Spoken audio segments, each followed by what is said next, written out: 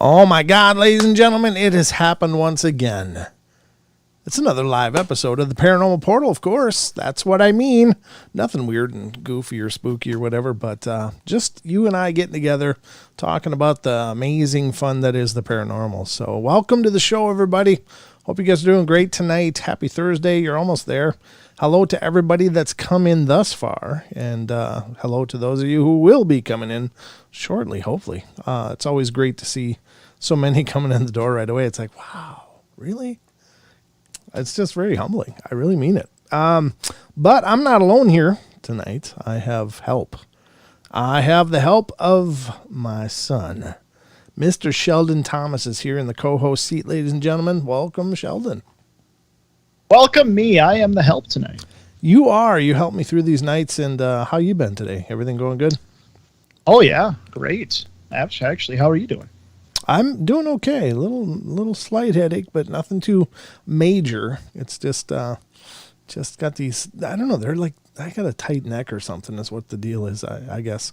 But it's probably from my incredibly bad posture and sitting at a computer desk most of my days. And, I'm probably... That or storms coming. Well, yeah, I got like those old bones now that I act as a barometer. Ooh, I can tell there's storms moving up. Did I go mute, or is it just in my ears?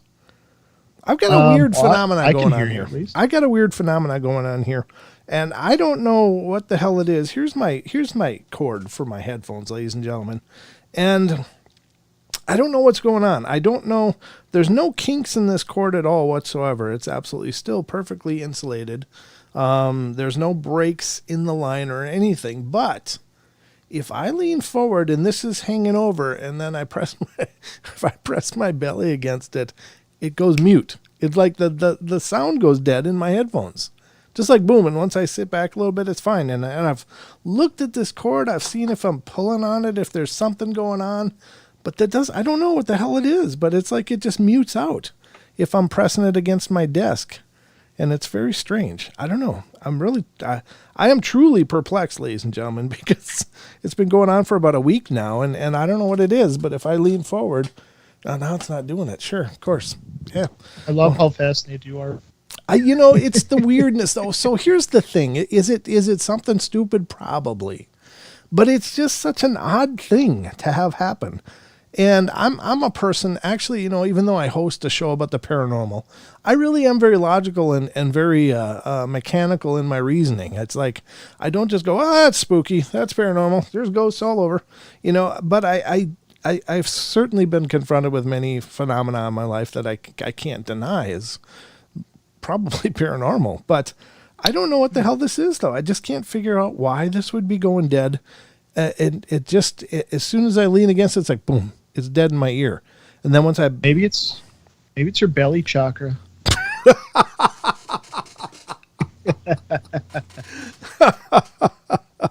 It's my belly chakra. Thank you, Sheldon. You little dick. All right. Could be my overdeveloped belly chakra, ladies and gentlemen, right there from my firstborn. I'm just paying you back for all those times you made it so awkward introducing me. Oh, no, it's fine. I got to get you back over time. I'm going to come up with a whole new batch of them now. Oh, no, it's war. Challenge accepted. My belly chakra. Jesus, child. I'm glad you could have joined. Sorry you couldn't make it tonight, Sheldon. So take care. Oh, no. No, that's my kid. Jesus God.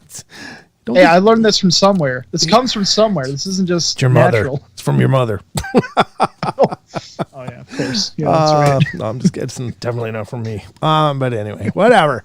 Very good line. That was good. I can take that one. I'll take it on the chin. That's fine. Right. And it's no wonder why you're here, for all that comedic relief. One day at a time. One day at a time. So, ladies and gentlemen, we're going to do the Night Terrors tonight, as always, on Thursday nights and Sunday nights. We do the Night Terrors. Those are shorter format shows, about an hour, where we talk about some form of paranormal fun, and can be ghosts, UFOs, cryptids, and tonight is going to be strange phenomena. And I like strange phenomena because it doesn't always just fit into one of the others. It can fit into all of them or none of them or just something weird all on its own. So strange phenomena is just kind of a blanket term that I threw at this. because I like this stuff. And so, no videos tonight, nothing from the Gerber files tonight. If that's why you're here, I'm sorry, but we can't burn them up on every show. We got to go old school some of the time. So this is tonight. We're going to do that. And I got a host of things to get through. An article and the rest of the article that we've been working on for a while now here on the show, which is, I think, from Just for Spooks. But the phone lines will be open throughout the course of the show if you want to call in. 720-923-0500. Again, 720-923-0500. The number's right up above my head. If you forget that later, it's right up there under the words Paranormal Portal. And so let's do quick shout-outs, shall we? Absolutely. All right, so we're going to do some shout-outs here. See who's here. If you're not chatting, I won't see you probably. But I did see some people that aren't currently on the list, or at least a couple. And I'm going to talk about those too. But Asset Ramses is here. Brooks is here. Daryl Zierlin is here. David Hedelsheimer is here. Ghost Magnet is here. Herman Vera, Maggie M10, Rachel Gets It Right, Regla Girl, Ruthie is here. Sheldon, you're here. Wen Wilson is here. Sherry's here as well. I saw her surface just a bit ago, but maybe she's faded back into the background again. But if I missed any of you others, please by all means chat or wave or something in the chat, because it gives me the active participants. And so if you're not actively chatting, I guess you're not an active participant. According to YouTube, these are YouTube's terms, not mine. I love however you want to enjoy the show. But anyway, those are the people. Sissy Lawson just came in. Sissy Lawson, nice. Welcome. And did I say Brooks before? I think I did. know. Maybe not. Okay, well, Brooks is here. I see that. Oh, yeah. Yeah, I think that. Oh, Regular Girl. I see you're here. And I'm just looking through the list to see if I missed anyone else, as long as we're at it. I said hello to a bunch of people right on the front end. Kirsten is here. How you doing, Kirsten? Good to see you. Kirsten's been a long-time friend of the show. It's nice to see you come back and show up again. Richard Elmore. Did I say Richard? I don't know if I did or not. But I don't either. Deepocalypse. Deepocalypse is in here. That was another one that I was trying to remember. And yeah, so great to see everybody. Thank you so much for coming in, and greetings to those of you who will come in yet. So Sherry's here. Yep, I said that. I said she was here. Oh, yeah, you did. Oh, my God. That's all I right. just saw. Okay, yeah, I just saw the name. Okay, well, all right. So let's get the ship underway here. What do you say? I don't know. I hope you all are ready, because it's time for bed.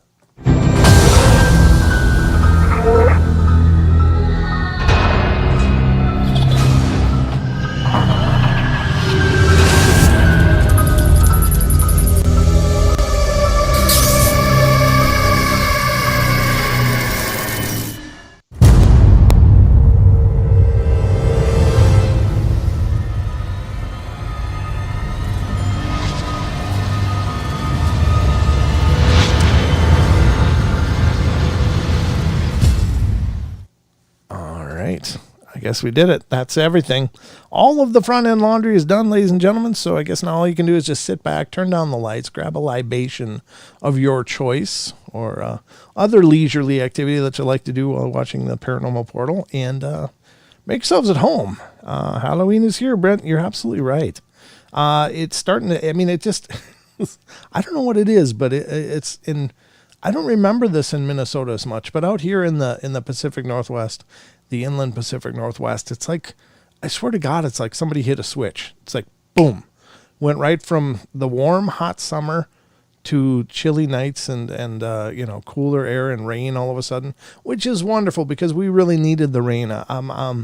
One thing that I'm really not used to, which is certainly not the case in Minnesota usually, is that, generally the warm months are very wet, thunderstorms, rains coming through on and off all the time. But out here in the inland Pacific Northwest, it's like you get the snowy winters, you get the wet springs, and then it's like somebody just turns off the water for about 3 months or 4 months. And this summer was especially dry. Our spring, we didn't get much. And so it's not a big surprise there was a bunch of forest fires that took off this year. But I'm really happy to see the rains return because I don't know if it's just me or not, but I just feel like the ache of the land wanting that rain, and it's like, oh, just I don't know. Could be the forests here are so lush and beautiful, and when they dry out like that, it's just like you feel like you're walking on a razor's edge. Like, anything could start a forest fire at that point. It's just these conifers when they dry up and the ground is dry and all of the deadfall and stuff. It's just a perfect storm for a mess.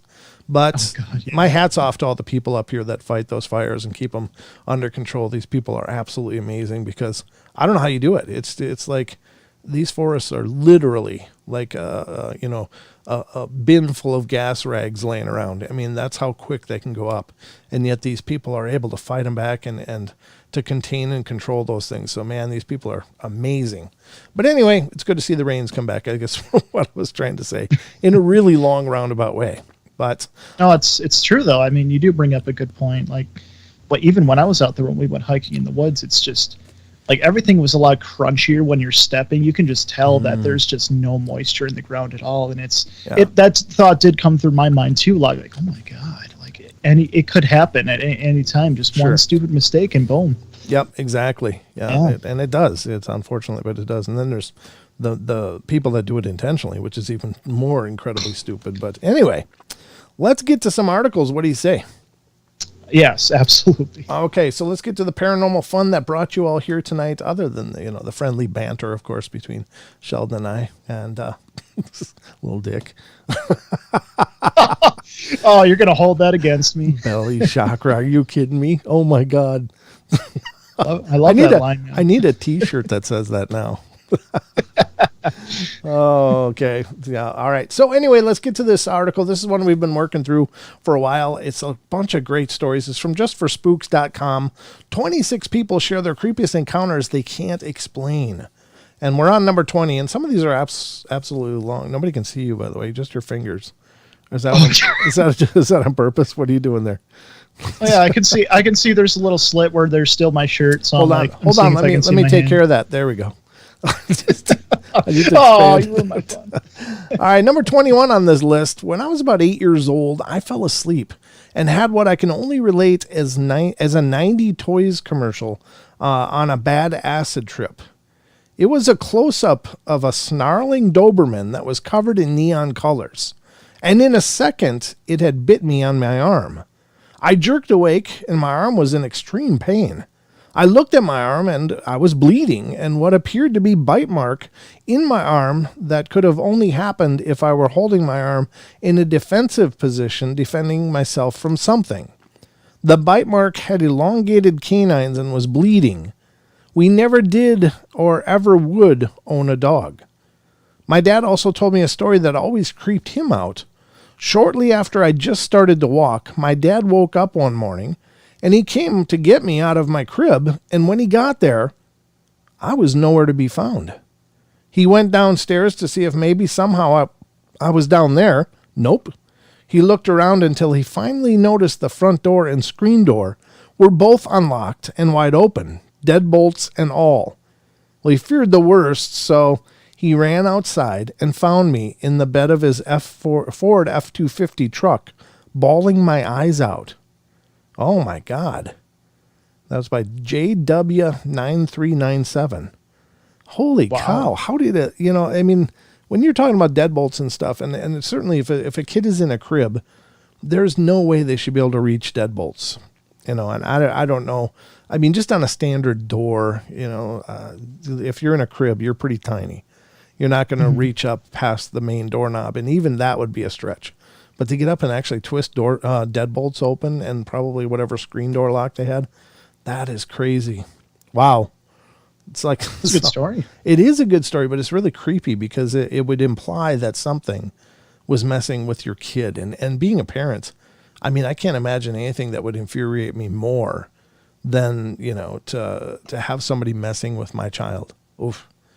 That's horrid, terrifying stuff. Number 22. Last summer, I went camping with my brother, and we set up our tent next to a small patch of brush.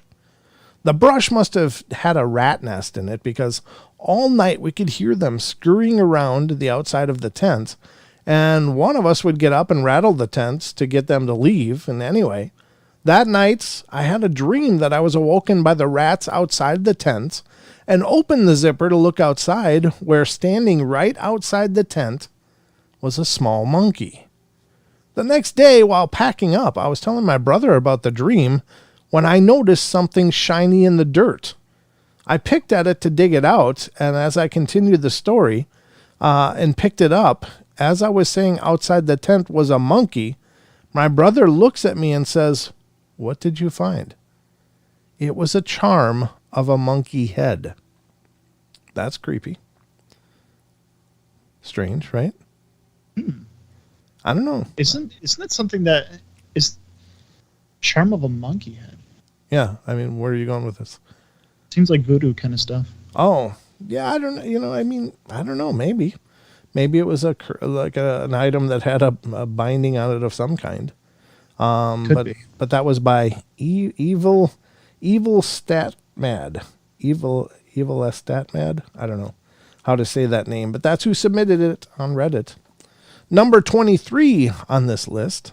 I grew up in a small town and lived out in the country. My mom and I were coming home from Walmart really late one night and decided to take the back way home. I still had my learner's permit, so I wanted to take a road with less traffic. Anyone who's ever lived or been to the country knows how creepy those roads can be at night. I was going around a curve right before a one-lane bridge, so I slowed down in case I had to stop. Out of nowhere, this woman jumps out in front of me to the driver's side of my car and starts pounding on the hood of the car. Her mouth was moving, but I couldn't make out what she was saying. My mom started freaking out and told me not to stop, just to keep driving. Well, I kept going, and we both looked back to see where she was, and nobody was there. To this day, my mom and I still remember it clearly. Turns out there's apparently a legend about a woman who died around the bridge, and supposedly sometimes late at night. I get goosebumps to this day and just thinking about it. That was by Hero Eeyore. Okay. Hero Eeyore. Gotcha. See, like, imagine, like, instead of, because there's two thoughts I have about, like, moments like that it's either an apparition that's like that loops in, like, the time that they died, or and I think you've mentioned that too. And the other one is that, what if it's a spirit that went out, someone that went out in a horrible way, and they're stuck in the same loop over and over and over again. And I just think how horrible that would be if you're so lost in that moment that you're reliving it over and over and over. Yeah, I think that there could be that. I certainly have heard some sensitives talk about stuff like that, like people that maybe died of horrendous means, maybe self-inflicted, that they can be stuck repeating that death state. And so they just continuously relive that experience. And I don't know if it's a cleansing kind of thing, like they're trying to work through that whole emotional baggage and knots and twisted, mentality that caused them to reach that point. But I mean, you're right. That would be a horrid way to have to go into your eternity. And certainly I would say there's some merit to that, because how many times, if you've heard any ghost stories at all, you'll hear the ones where they look burned, they look mangled, they look like the visage that they present is someone that, was very damaged. And that can be whatever their death state was. Like if they died in a fire, perhaps they would appear as burned. Now, I often think that can be a method that maybe they use to communicate with, because maybe they can't make sounds. They can't go, hey, you know what? Hey, I'm over here. Geez, this is where I met my end. You wouldn't believe what was going on. It was crazy. But if they appear in a state that, the old picture tells a story. The picture's worth 1,000 words. Well, if you see an apparition that looks like a burnt piece of toast, you can probably pretty safely assume that spirit died at in some sort of a fire.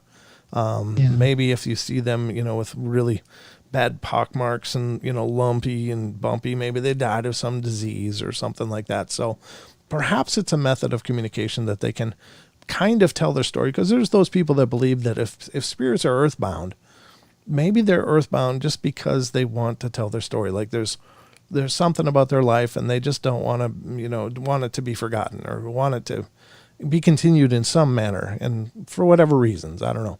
But maybe that's how they communicate their story, just a little bit.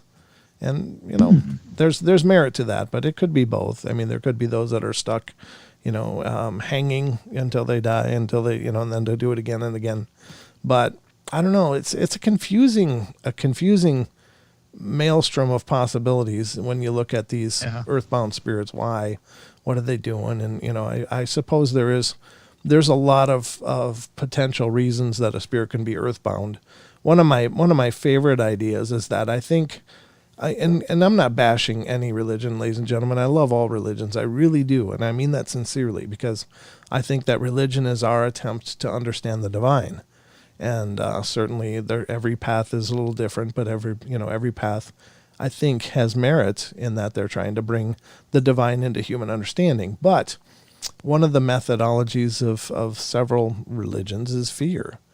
If you don't do it right, you're going to burn in the lake of fire, you're going to go into eternal torment and suffering. Well, I think people, when they're leading a questionable life, they probably know they're not the best people. And so when you get to that point where, it's time for the lights to go out, do you think, well, you know what, I'm just going to stay in this closet instead of that lake of fire thing, this closet's not looking so bad right now. And so they don't want to go to a judgment or to have their merit weighed against, eternity. And so perhaps they do choose to be earthbound just because they're afraid of what they're going to face. That's a good point. Yeah. I don't know. It's just a thought I had, but I think there's something to all of this. But anyway, as with all things, any idea is just as valid as any other. I don't pretend to have the answers for everything, but these are just things that have occurred to me in my quest to understand. So let's get to the next one. Number 24. This one's kind of a longer one, it looks like. This was years ago when I was a much younger lass in my 20s. I lived right by a forest that had a bunch of hiking trails through it, and I loved to take my dog for a walk there at night to look at the stars, listen to the river, get wicked baked, etc. And you could expect other people there. It was a park after all, but usually it was pretty empty. So for reference, I was about 100 pounds soaking wet, and my dog was a 10-pound mini pin. I'm not sure what that is, but 10 pounds is not a lot of dog. So not exactly a threat to anyone. I also didn't have my cell on me because I was dumb. Well, it was about 11 p.m. on a warm Tuesday night, and we were just lazing in one of the little alcoves by the riverbank. I like to rest at and enjoy the fireflies and whatnot. Then all of a sudden, I hear this horrible scream. That's never a good sign, Sheldon. No, if you're somewhere peaceful and suddenly there's a horrible scream, that's usually where it starts going sideways. My dog starts barking like crazy, and I freak out. But then I think that was probably a rabbit, because they scream like creepily human-like. Yeah, they actually do. They don't make a sound in their whole life unless they're being caught by a raptor or something. Then they'll scream horribly. My dog calms down, and I go back to stargazing, and then the scream happens again, but louder, and then twice more. My dog is growling and trying to hide behind me, and then I hear this noise like a T-Rex is running through the forest. Big loud stomps and branches breaking and stuff. So now I think a girl is being chased, and I feel awful because I don't have my cell phone on me. It gets closer, and my dog and I just hunker down, hoping we can't be seen from the path. And I can see one of the trees above us shake. It felt like that scene from Lord of the Rings when the hobbits under the tree roots, and the noise and stomping go right past me, but I don't see anything on the path. I stay there for a while. I don't hear anything else, and eventually I go home.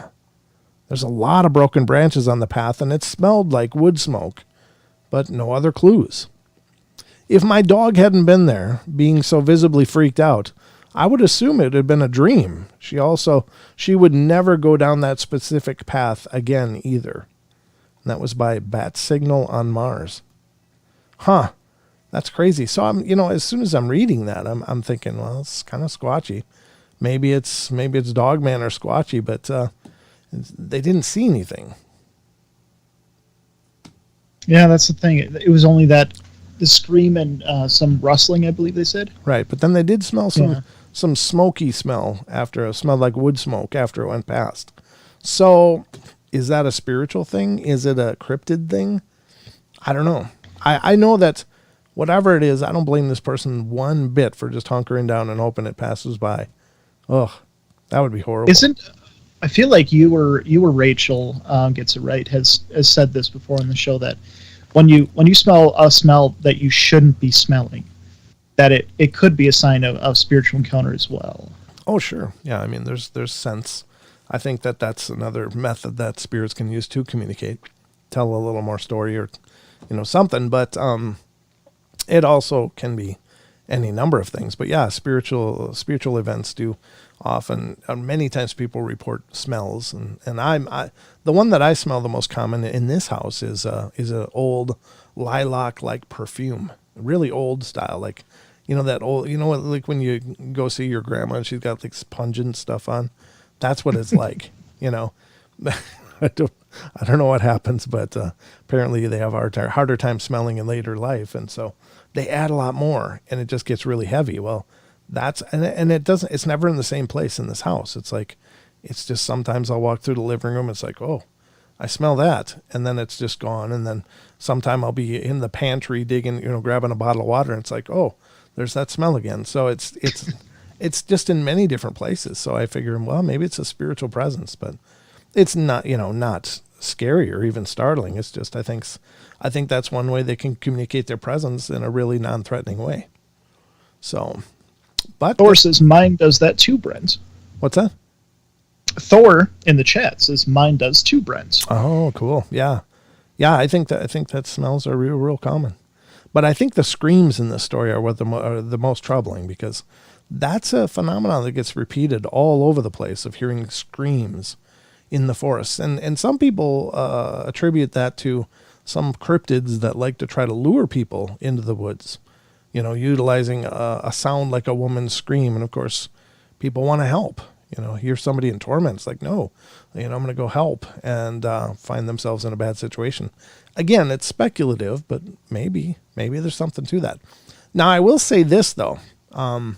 Again, that video from, I think it's from down in, I don't know where it's from, actually, that dog man video of that real spectral looking dog man by the lamp pole, recorded by that guy. I don't remember where that is, but it's very clearly looks like a dog man running along this power line or alongside of this light pole. And you can see it coming into frame, but you never actually quite see it.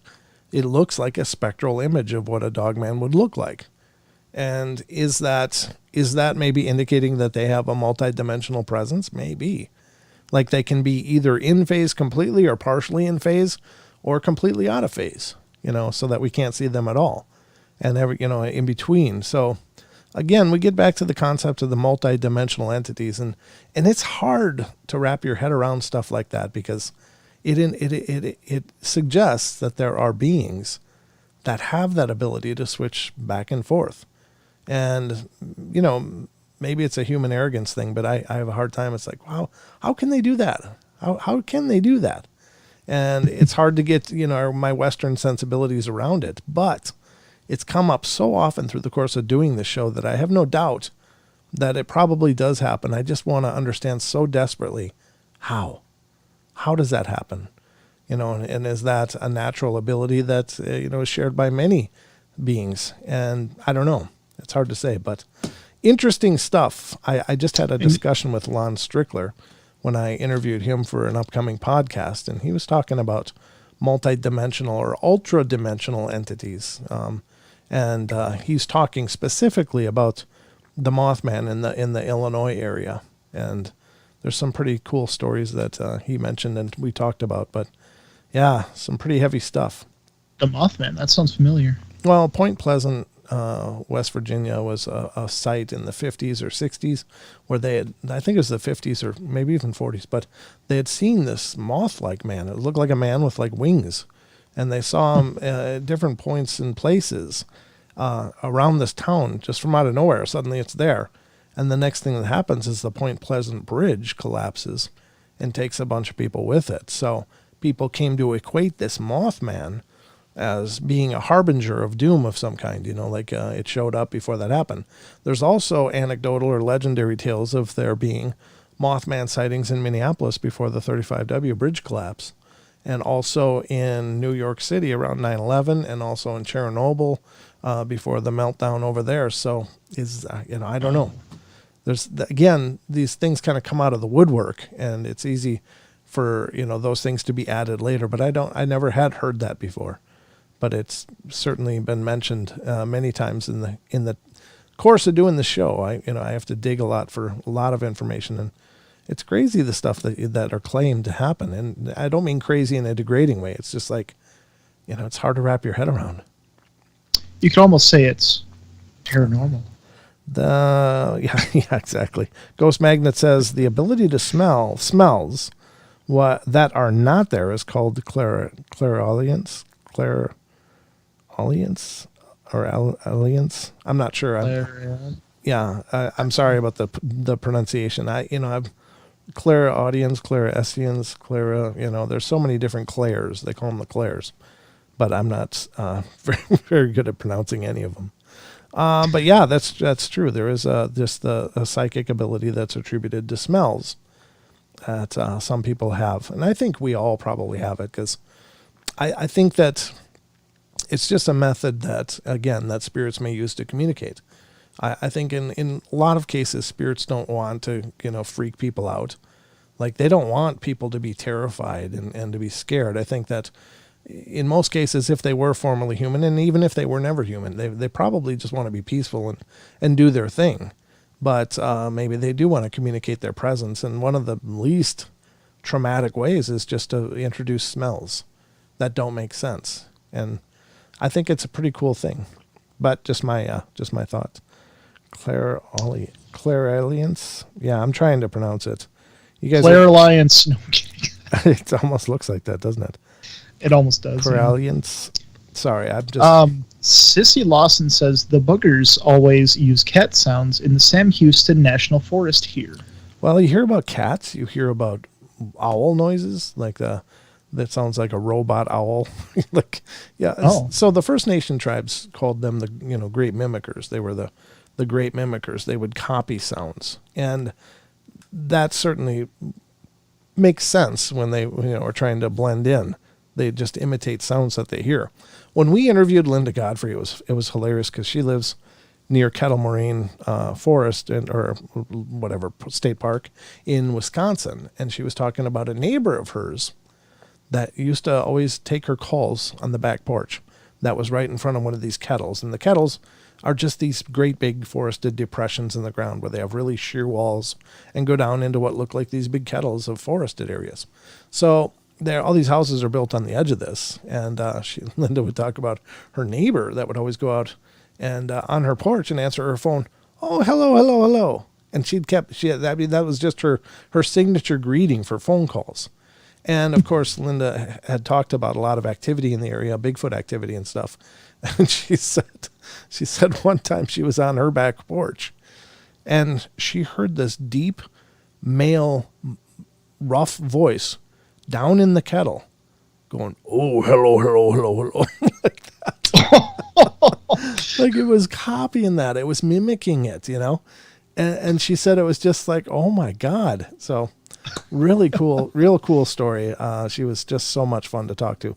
I love Linda Godfrey. She's amazing. But she had a lot of stories like that. But can you imagine? It'd sound like a 8-foot giant. Oh, hello, hello, hello. But they do mimic That'd be things. Pretty cool, though, to hear that. Well, yeah, as long as it's far away. But of course, well, yeah. But they do mimic things, and it's it makes sense. These are creatures of intelligence, right? So you want to blend into your surroundings as much as possible. So you try to make noises that are part of that local fauna, and we are part of the local fauna. I've heard stories of people hearing very good impressions of family members out in the woods calling them to the woods, only to realize that their family members were in the house behind them. And also people hearing like family voices out in the woods calling dogs or pets out to the forest. And yeah, so And it sounds like a very good impression. So I think some of them are very good at doing this. Brent, they do love to mimic. I've heard. Yeah, exactly. Thank you, Diane.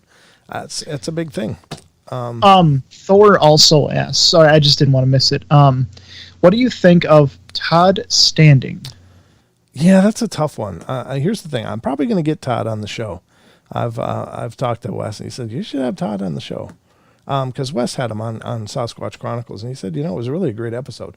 So I'm kind of torn on Todd Standing. I, of course, am familiar with all of the hoaxing rumors that are floating around about him. Of course, those Bigfoot faces, they do look like Todd Standing with furry makeup on. Some of them do. However, I think the guy really has had incredible experiences.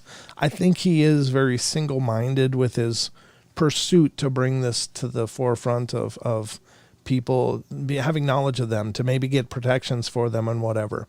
I think he's also motivated to have his name right on the front of that.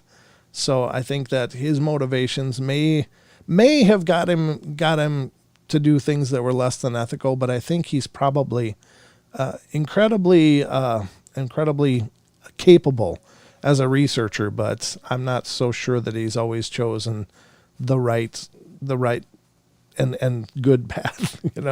I'm not sure, because I've seen those his face and then the comparison face of the Bigfoot picture that he apparently took, and it's remarkably similar. But I don't know. I guess since I can't prove that he's a faker, I try to reserve judgment for the most part. Certainly there's some compelling argument that he's faked some things, but I have watched his see the lights dim? Huh. I have watched his documentaries, and I found them to be very well done and very entertaining. And I saw him, of course, with Les Stroud when Wes was doing Survivor Man Bigfoot. And I think they saw some really cool things, like the structures and stuff. It's hard to explain those up on a mountainside. Those big trees just kind of dangling and floating there, and they didn't originate there but were brought there. Those are tough things to sell, that they somehow happen from snow load or natural falls. So, I don't know. I think he's an interesting character. And I think his heart's in the right place, but I think it's possible that he's made some questionable choices in the past, but I'm not standing in judgment of the man because I really can't prove either way. But that's my feelings on Todd Standing. The real creepy stories for me this is Rachel, are the extra person who appears as part of a group in a camp at night. They look a little like one of the other people, like a doppelganger. Yeah, those are creepy. Yeah. Oh, that's really creepy. There's Bigfoot Anon. How you doing, Bigfoot Anon? What's up to you? That would be creepy. Hey, are all 10 of us here? No, 11 of us over here. What? All of a sudden you have a twin next to you. Yeah, exactly. Yeah, that's awful creepy. Yeah. Hiked with Tim T in the Green Swamp yesterday. We found hair. Very cool. Very cool. You gotta, if you're collecting that, make sure you're real careful about contamination and stuff. But yeah, you should find a group or somewhere that it can be tested. That'd be awesome.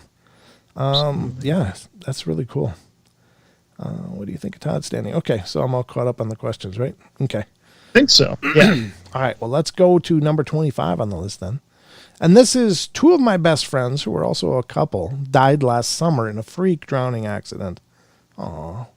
That's tragic right off the bat. It's certainly a horribly sad thing. But if they died together, that's kind of beautiful in a way, because neither one had to live without the other, Oh, true. You know what I mean? It's you got to find something positive about that, because it's horrible tragedy, and certainly a lot of people suffered as a result of this. But at least those two people that were very much in love died together. I think that's maybe what's the word that they use? Silver lining.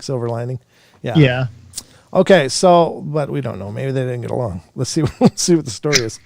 They died in a freak drowning accident. We were living together at the time of their deaths. In the weeks after they died, I'd frequently wake up to noises in their bedrooms or hear knocking on my bedroom door.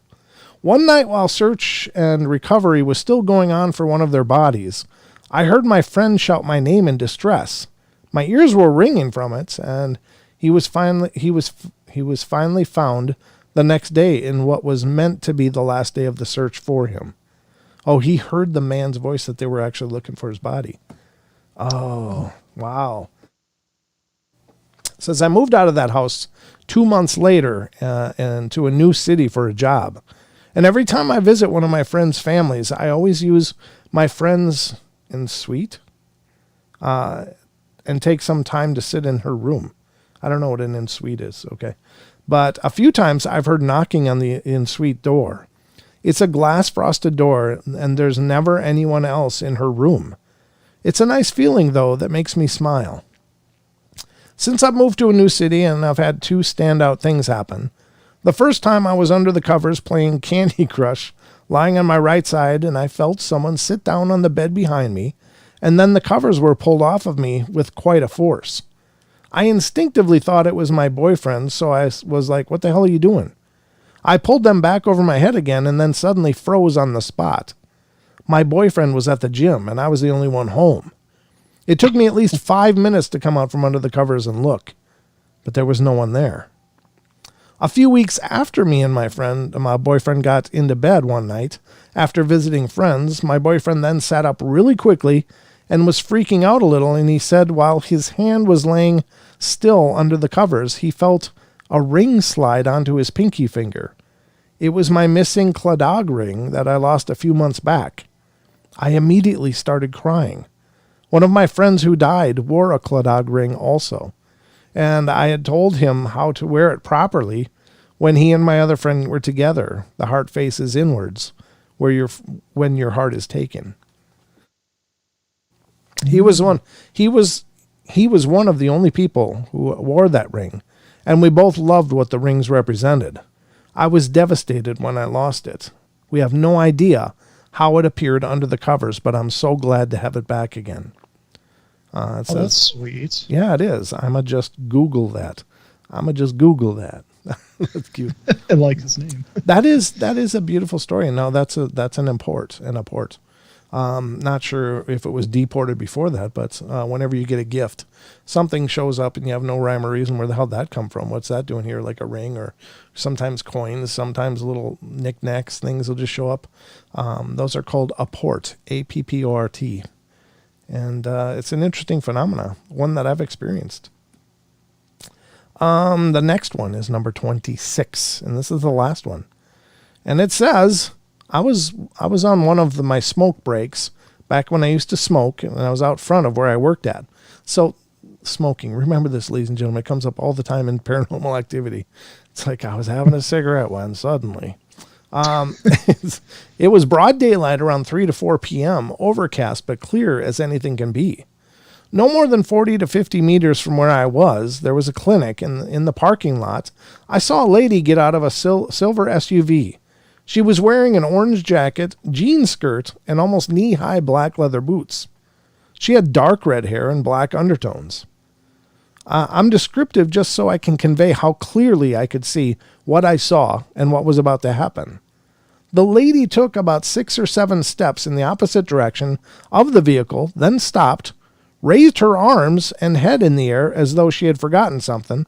She then took 2 steps towards the vehicle and stopped, put both hands in front of her, sideways pointing towards the vehicle, and made the motions of closing the door, even though there was without a shadow of doubt 4 feet of distance between her and the vehicle. The door closed following the exact motions her arms and hands were moving, as though she was using the force. I know what I saw, and it happened exactly how I saw, but all I could come up with was magnetic doors or automatic doors, but the vehicle was still running. I could see exhaust coming from the tailpipe. And that was by Escalade 213. There's every once in a while you'll see a video. And again, if you see a video online, 99% of the time it's probably bogus. But you got to wonder. Sometimes there's these strange videos that just show up and then they kind of disappear. There was one that I was checking out one time, and I really still question if it could have been legitimate. So Could there be people with psychokinesis or telekinesis? And I think absolutely. I think that is a real thing. I think that, again, just like any other ability, some people are just born with it turned on. Maybe other people can develop it. Of course, there's lots of religions or spiritual practices that talk of mastering, the mind, body, spirits, and developing these extra powers or abilities. And I really do. I'm really convinced that there's something to this. But this video I was watching was showing this girl at like a fast food restaurant, and she's doing the selfie thing and looking at her, but she's also showing a bit of the crowd behind her. And about 10 feet behind her is this person wearing a hoodie, just kind of pullover hoodie, and just sitting there and huddled over, maybe looking at their phone, maybe something else. I don't remember. But suddenly the person takes their hand, is sitting on the table, and goes like this, opens up the palm, and their drink moves over into their hand. They take it out and drink it. And it's just this real subtle thing. But it makes you wonder, is that possible? And I think it is. I think that maybe there's people, or maybe there's beings that look like people that can do this stuff. Again, we're talking about the potential of extraterrestrial visitors that blend in and look like us, living among us. I think there's a possibility for that. Could they, and if they were here, could they do things like that? I think beyond a shadow of a doubt that they could. But could there be human beings, just like you or I, that just for some reason have those abilities, or have learned those abilities, or just by a freak of nature, they're just triggered on? We don't know what our brains are capable of. We just don't know. There's probably no more mysterious part of our bodies than our brains, how it relates to consciousness, how it relates to, us. It's this strange biological functioning thing that has incredible possibility. So I think those things are real, folks. I really do. And that may have very well have been just a chance capture of something. But if you watch, you watch things like Nuke's Top 5, maybe Chills, maybe any of those, then you might run into something like that where you catch these. And again, 99% of them are bogus. But I believe that there's a few out there that may very well be legitimate. This certainly sounds like one of those cases. I don't know, you guys, whatever you believe is fine, but that is definitely a strange phenomena. And I think there's something to that. What do you think, Sheldon? Well, thank goodness they use their power for soda. Wouldn't you though? I mean, dude, I'd be grabbing chips and stuff from the other room. I'd be like, I would absolutely abuse that every chance I got. Absolutely. Why wouldn't you? Mm-hmm. Do you think it's possible? I think it's possible. Absolutely. Yeah.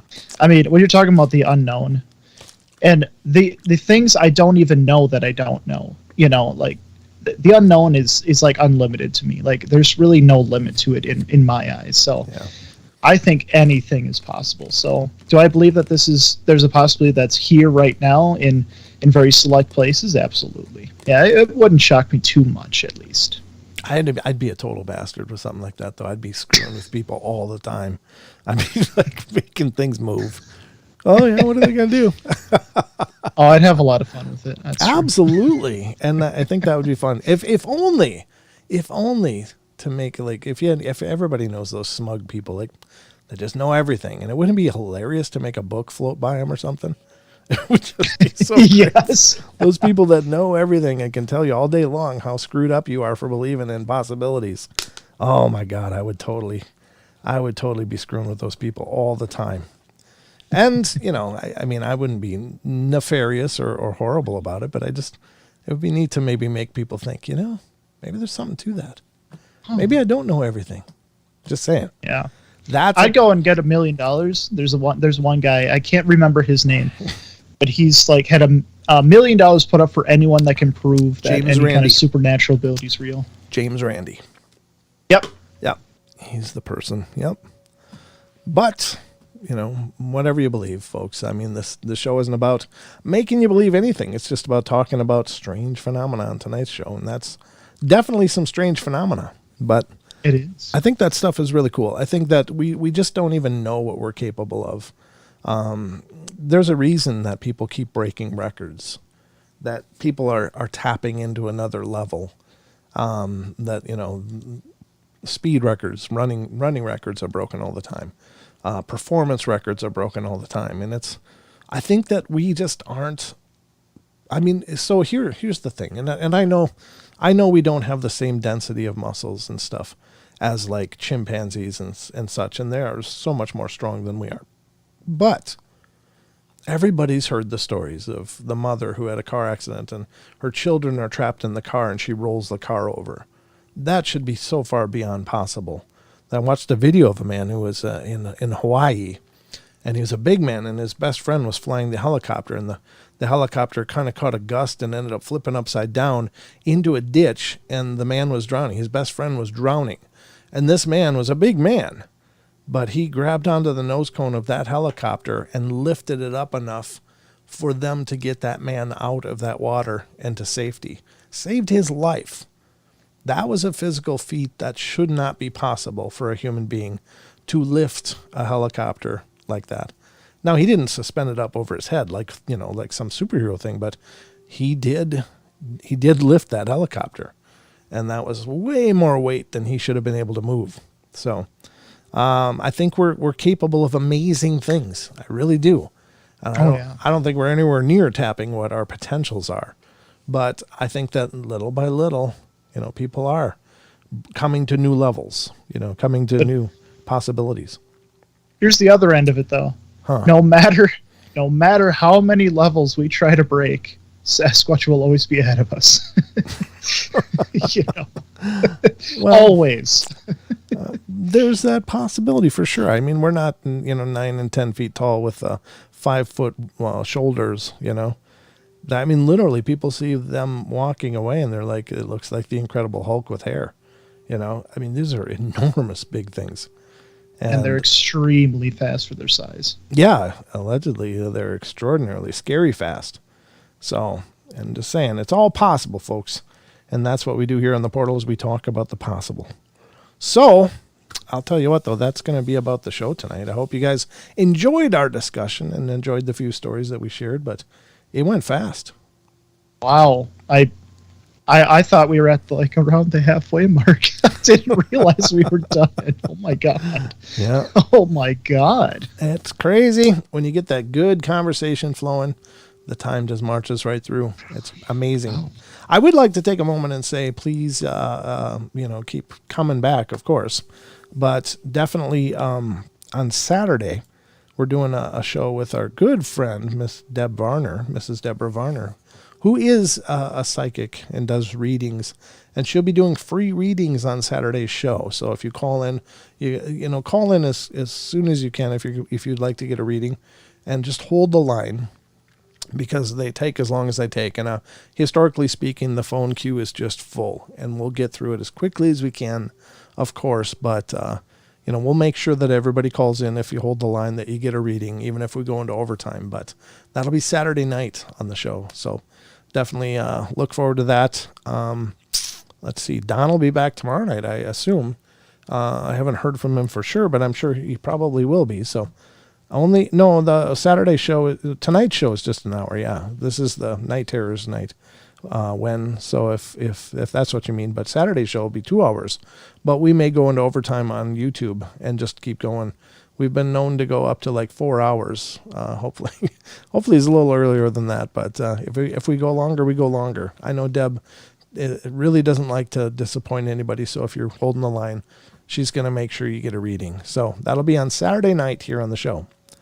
So anyway, Maggie, we didn't have any trail cam terrors. No, not. Oh yeah, you know what? We didn't, did we? Wow, I've been so tied up in the Germer files that I've kind of forgotten about those. Let's see if we can dig something up quick. Hold on. Overtime. Let's go. Yeah, why not? Why not, folks? Let's go to some overtime. I'm looking for something that might have a video attached with it. No, we showed that one. Let's see. I'm digging quick, folks, because you're right. You got me at a disadvantage here. Maggie got you. Maggie got me. Huh. You know what? Let me see if I got it. It's not really a trail cam terror, but it's It's all kinds of creepy. Let's see if I have it here. I know I was porting it over from my laptop because I've talked about this many times. I don't want to go too much into it because I may very well not have it, but yet on this computer. But what I'm talking about is I'd seen this immense insect that was in my house. You remember that, Sheldon? Were you there?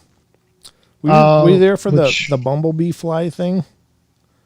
Oh, like I've seen those before too. The pictures, like up here. Yeah. Oh no, you have not. I have too. You have?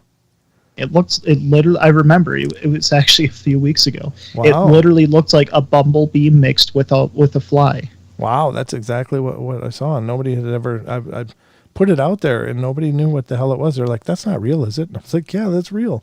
I don't know what the hell it is, but it was in my house. I'm going to see if I can find it though. Just see if I can. Where the hell would I put it?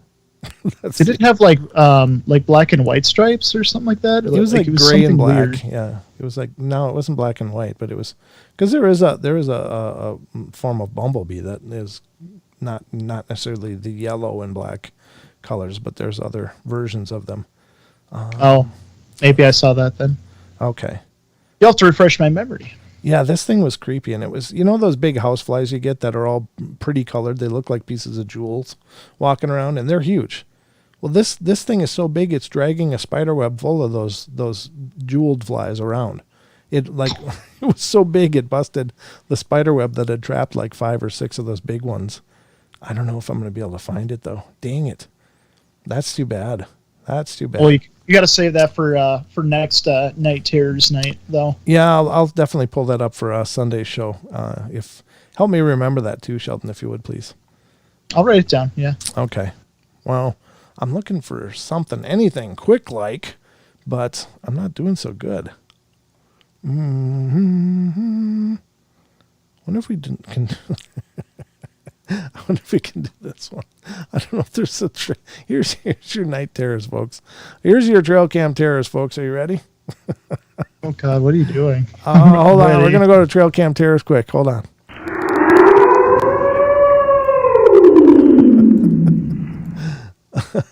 Welcome, ladies and gentlemen, to the Trail Cam Terrors section of our show. And this is where we catch terrifying stuff that's been captured on camera, whether it's trail cam or otherwise. It might be security footage. It might be a trail cam. It might be many things. But tonight's is actually going to be a bit of a more in-depth look at a story that we covered on Wednesday's show. Are you ready, Sheldon? I think so.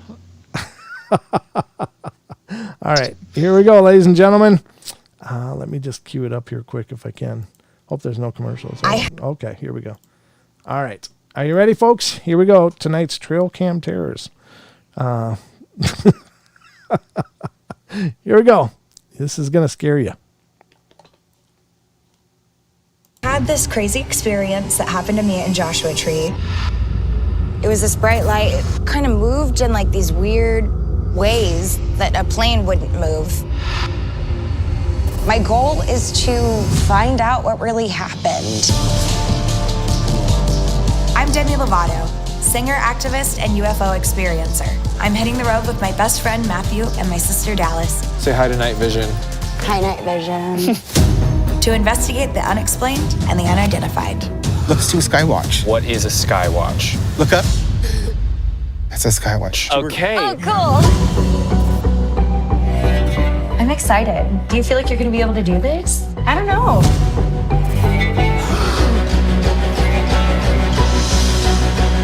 What is that? Oh my goodness. Wait, this is so grossy. Look. Wow, wow.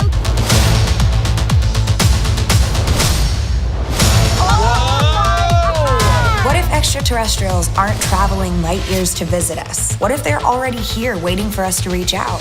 Can you at least say hello to Demi?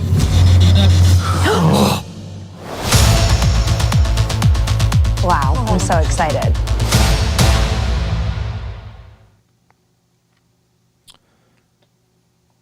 There you have it. That's tonight's Trail Cam Terror. I'm terrified. God. I'm terrified, folks. Yep, that was something.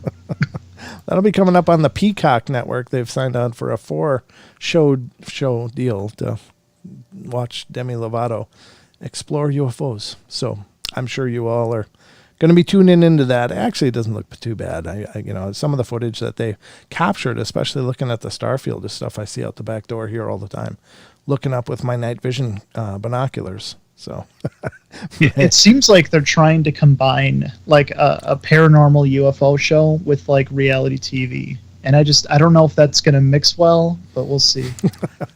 It scared me. I don't know. It was a night terror for me. That was terrifying. You're right. It will be. I'm going to probably be waking up all hours of the night tonight after that. So hope you guys enjoyed this version of the Night Terrors. But ladies and gentlemen, this is going to conclude our journey into the paranormal portal tonight. Hope you had a good time. Sheldon, anything in closing? Oh, God. Yeah, just composing myself.